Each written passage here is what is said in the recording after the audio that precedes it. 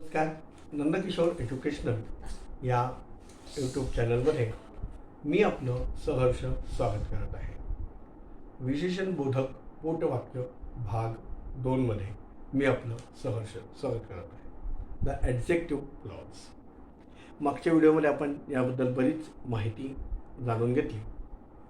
सूचना: जर हू, which, whose व दॅट च्या अगोदर जर क्रिया असेल तर हू, विच आणि हुज यांपासून नामबोधक पोटवाक्य तयार होईल. तर दॅट पासून कधी नामबोधक पोटवाक्य तर कधी क्रियाविशेषण बोधक पोटवाक्य सुद्धा बनेल. उदाहरण बघा. Sentence: He said that Hari passed. He said principal clause म्हणजे प्रधान उपवाक्य. That Hari passed noun clause. पुढचं वाक्य बघा. I am glad that you like it. I am glad प्रधान उपवाक्य किंवा प्रधान वाक्य म्हणजे principal clause. That you like it हे झालं क्रियाविशेषण बोधक पोटवाक्य. आता विद्यार्थी असे प्रयोग जेव्हा होतात ते प्रयोग विद्यार्थ्यांनी काळजीपूर्वक अभ्यासले पाहिजे.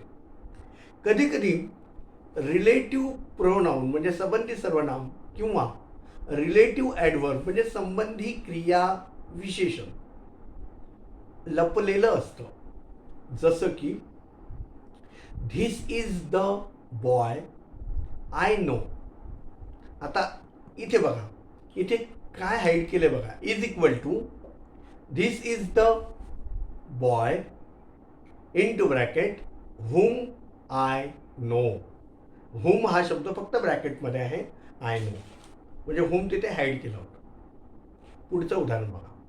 This is the book I purchased yesterday is equal to this is the book into bracket which bracket close I purchased yesterday.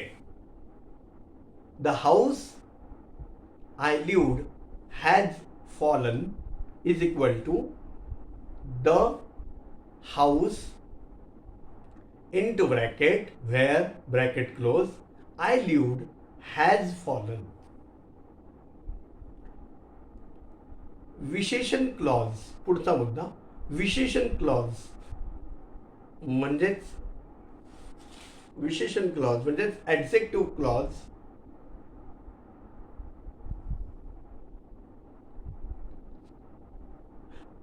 पुढील जागेवरती वापरली जाऊ शकतात.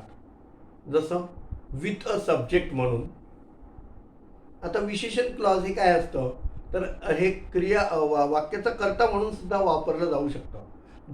जसं the boy who came here is my friend. With an object as. With an object. आता कर्म म्हणून कसं येतं ते बघा. Everybody loves the boy who speaks the truth with a compliment as. आता कॉम्प्लिमेंट म्हणून कसं येतं बघा. This is the boy who came here yesterday. With an adverbial adjunct adjunct as. He went to the village where I was born.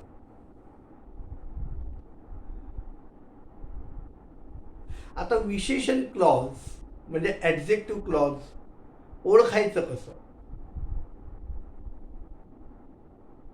आता याचे जे नियम आहेत विशेषण क्लॉजला ओळखायचं कसं तर त्याचा आपण एक स्वतंत्र भाग करू. ते ॲडजेक्टिव्ह क्लॉज नियमांविषयी ॲडजेक्टिव्ह क्लॉज आपण तिसऱ्या भागामध्ये पुढच्या व्हिडिओजमध्ये ते आपण बघू आणि त्यावेळेला मी तुम्हाला सांगेन की हे विशेषण क्लॉज ओळखायचं कसं असतं ते. आशा करतो की दिलेल्या माहितीने तुम्ही समाधानी असाल, संतुष्ट असाल. भेटूया अशाच एका नवीन व्हिडिओमध्ये. तोपर्यंत खुश राहा, आनंदी राहा. धन्यवाद मित्रांनो.